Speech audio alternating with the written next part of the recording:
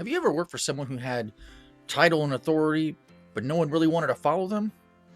People like that might get compliance, but they rarely get loyalty. And on the flip side, have you ever followed a leader, not because you had to, but because you wanted to? You didn't need a title to listen, you didn't need authority to make you comply. There was just something about this person that drew you in. If leadership is the ability to influence others towards a goal, as we've covered in past videos, then why do some leaders struggle to gain that influence? And for others, why does it sometimes occur naturally? The answer to the riddle is that there is something that comes before influence. And that something can make all the difference in the world.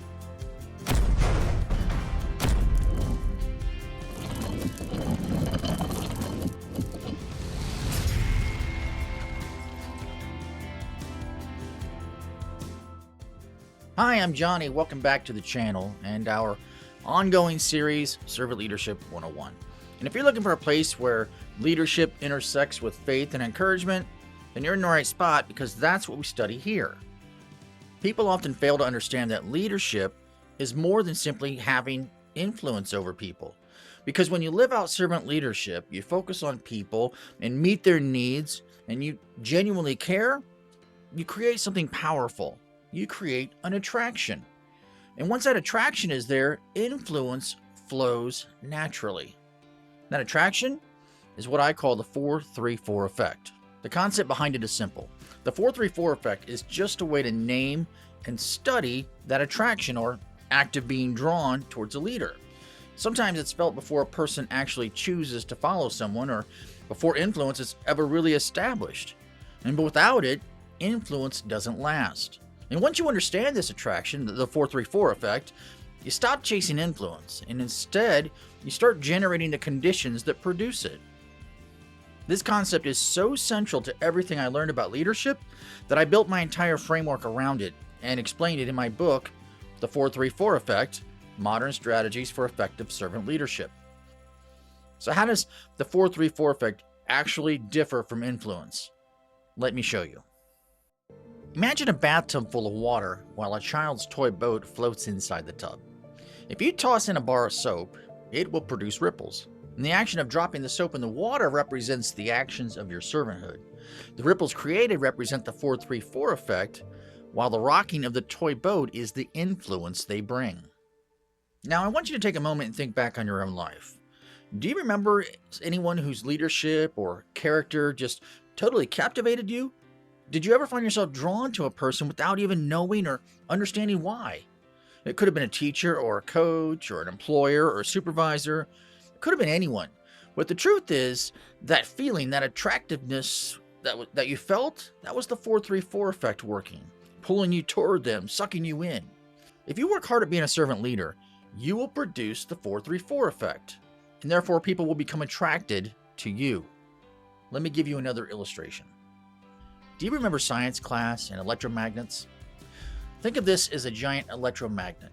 The more electricity you run through the coil, the stronger the magnetic attraction is between the magnet and the washer. In the same way, the more of your servanthood you put on display, meaning the more effort you put into being a servant leader, the stronger the attraction becomes between you and your followers. And that attraction is the 4-3-4 effect.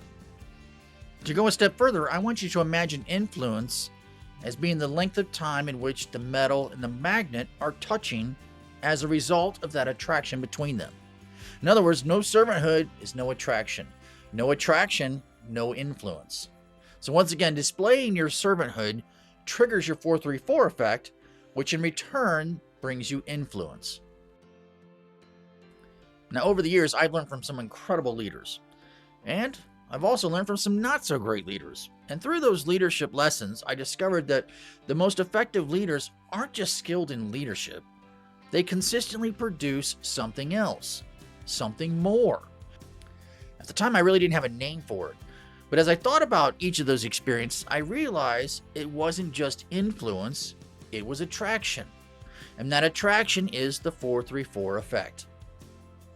Now, you might be wondering, why is it called the 4-3-4 effect? It's actually rather simple. The 4, the 3, and the 4, they represent 3 core strategies that I teach in my book. The 4 E's, the 3 8's, and the 4 B's. Get it? 4-3-4. They work together to produce the effect, which in return brings influence. But what's the link between servant leadership and the 4-3-4 effect? I mean, doesn't every type of leadership produce some kind of attraction? Sure, but not at the same rate. I know that sounds odd, but think of it this way. Imagine you need to fill a large fish pond outside in your flower garden. Now the hose won't reach all the way to the pond, so you need another item to help you carry the water. And you have two options. You have an 8-ounce coffee mug, your favorite coffee mug, or a 5-gallon bucket. Now both will get the job done, but one is obviously far more efficient. In the same way, there are many ways to gain influence. With servant leadership, it produces more of the 4-3-4 effect, and because of that, it's the most effective path to influence. Here's how it works. You choose to serve others and meet their needs, and that creates the 4-3-4 effect, and people are drawn to you. And that attraction brings influence. And over time, those followers become servant leaders themselves. So not only does servant leadership produce more influence, it also produces more leaders. This is the servant leadership cycle. Leadership isn't about position, it's about service. It's about choosing to show up, to care deeply, and lead with integrity every day. In the 4-3-4 effect, Modern Strategies for Effective Servant Leadership, I share the principles, stories, and practical tools that have shaped my journey in faith and leadership through servanthood. Order your copy today. Many self-appointed leadership experts will simply tell you that by following a specific process or by acting a certain way, you will become an effective leader and have influence.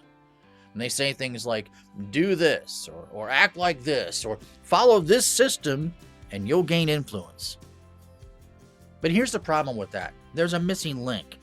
Because behavior alone doesn't create influence.